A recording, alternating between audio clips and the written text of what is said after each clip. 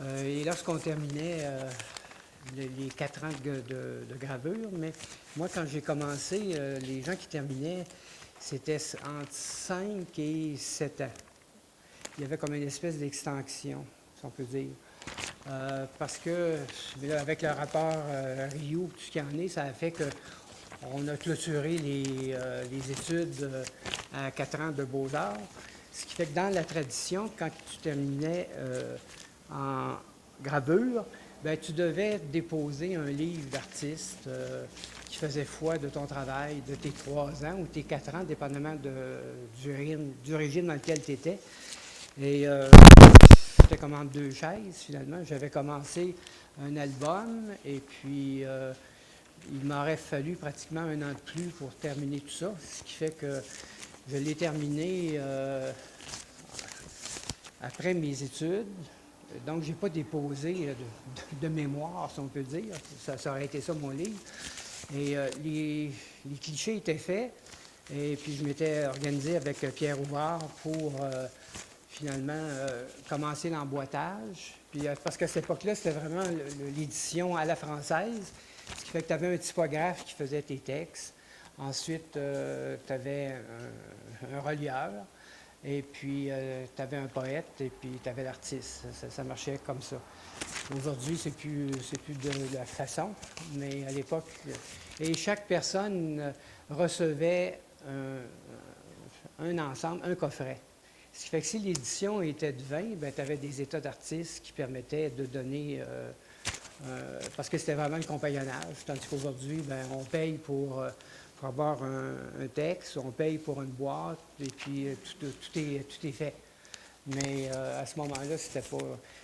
Et puis quand tu es étudiant, puis tu n'as pas d'argent, puis qu'on te met dans une situation comme ça, c'est un peu compliqué. Ce qui fait que là, tu te dis, ben est-ce que je vais en vendre? Est-ce que ça va se vendre?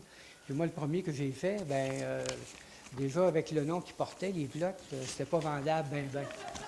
Ce qui fait que quand je suis arrivé à l'Université Laval, je l'avais présenté à la bibliothèque, puis on dit non, merci. Bon. Et c'était pas facile, mais bon, c'était le titre. Et puis, lorsque ça a été exposé chez Graph à Montréal, il y avait une journaliste anglophone qui voulait trouver un terme à traduire en anglais de ça. Ce qui fait que là, Pierre Elliott avait essayé d'expliquer que c'était pas possible. Et c'était même mal vu. Et puis, bon, puis, le livre a été exposé durant les événements d'octobre.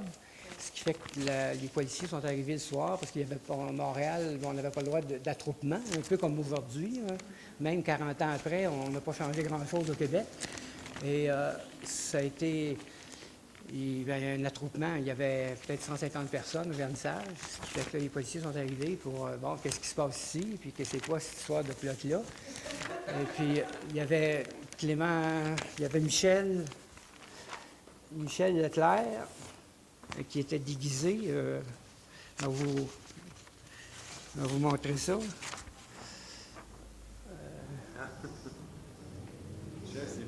Oui, Michel Leclerc. Les gens étaient déguisés pour le vernissage en plot. Ce qui fait que quand les policiers sont arrivés et qu'ils ont vu ça, là, ils ont trouvé ça encore moins drôle. Ouais, ça, c'est... C'est Carmen? Non, c'est pas Carmen. Michel Leclerc est ici. Et puis c'était deux dames qui travaillaient à l'atelier, ça. Attendez. Les noms ne sont pas marqués, je ne me souviens pas. Il y avait comme 3 travestis, finalement.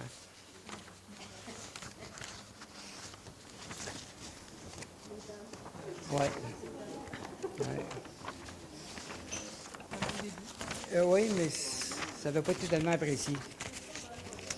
Ce qui fait qu'on a demandé à ces gens-là de se dévêtir, de s'habiller correctement. C'était parce qu'il y avait les mœurs à Montréal aussi.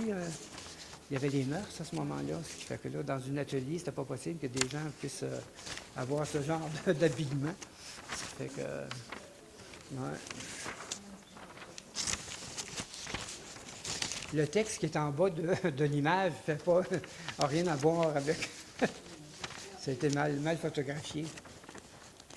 là, c'était quoi l'idée des plots? Ben, l'idée des plots, ouais, c'est ça, m'en revenir à ça. L'idée des plots, c'est que Ça te questionne? il n'y avait pas de. Il n'y avait rien comment je peux dire?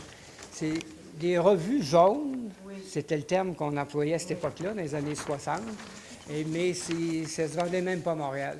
Ce qui fait que c'est dans un voyage à New York que j'avais vu des images qui étaient de ce temps-là, mais qui n'étaient vraiment pas érotiques, là. Et puis j'ai ramené ça à Montréal, et puis j'ai photographié les images de ces revues-là. Et puis j'en avais fait une quarantaine.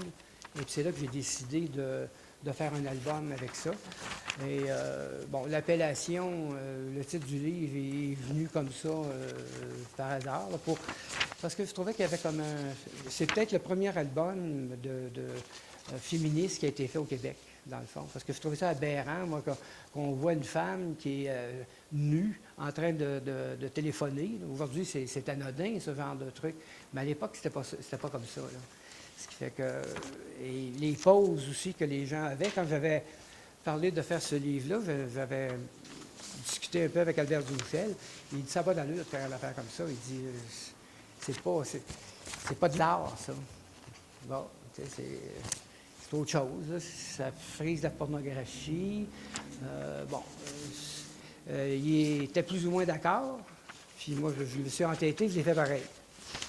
Fait que, oui, mais il y avait, ça avait un autre contenu. Moi, j'ai travaillé avec des photographies. Ah, j'ai pas dessiné. C'est ça le problème.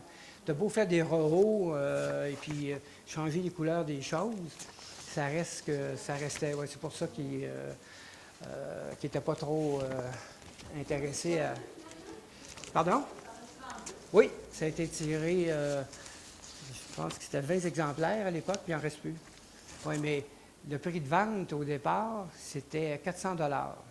Le premier album que j'ai vendu, c'était au Cégep de Matane. J'enseignais là.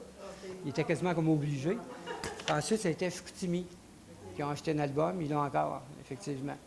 Ensuite, ça a été l'université de Moncton. Puis maintenant, il n'en reste plus. Il y en a un peu partout. C'est l'histoire de ça. Oui. Les autres, ça a pris une autre nature, mais je suis pratiquement revenu à l'essence premier parce que quand j'ai décidé d'aller aux Beaux-Arts, j'avais fait une demande pour faire des études en sociologie. Puis l'été, mes parents étaient gaspésiens, puis je partais passer les vacances à l'extérieur.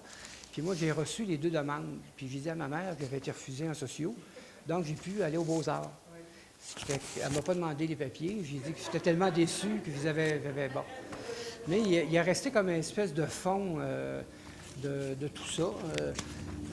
Bon, ça a peut-être commencé par ce livre sur les plots. Et puis par la suite, ben, bon, c'est devenu peut-être un peu plus esthétique, sans l'être vraiment. J'ai fait des portraits, mais avec les choses des autres. Je les ai comme améliorés, si on peut dire. Ou je les ai fait dans un autre sens. Oui, il faut l'être un peu dans la vie. C'est pour ça que je le dis comme ça. Et puis lorsqu'on a exposé un groupe en France, Richard Sainte-Marie doit s'en souvenir, c'est là que m'est revenu les idées un peu de la sociopolitique. Et puis j'avais fait une installation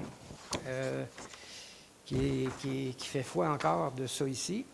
C'était un genre de retable, parce que lorsqu'un militaire revient de service, on met un linceul, on met une couronne. Et puis moi, à l'arrière de ça, j'avais mis 3 photos sur des sensuaires imprimées sur tissu.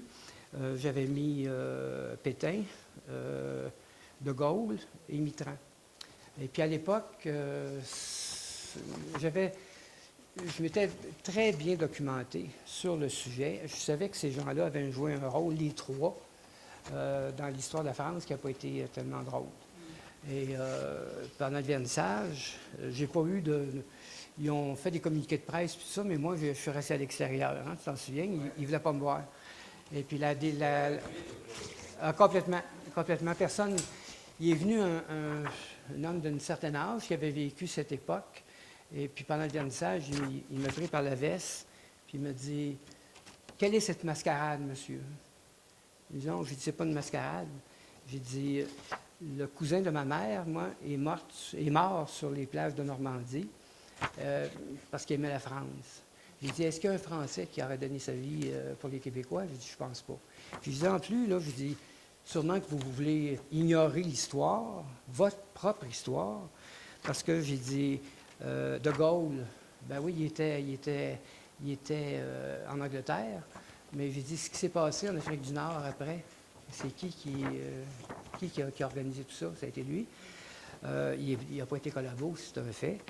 Mitterrand, ben oui, c'est un sage, mais il a travaillé pour Pétain. Bon, et maintenant, là, on le sait, mais c'est en quelle année qu'on avait exposé là, tu viens-tu? 96, je pense, hein? 94, 96. Bon, on a caché l'histoire d'un peuple pendant pratiquement 50 ans. Ce qui fait que c'est un Québécois qui vient leur dire qu'ils ont fait des erreurs, ce qui fait qu'ils n'aiment pas tellement se faire la leçon. Hein.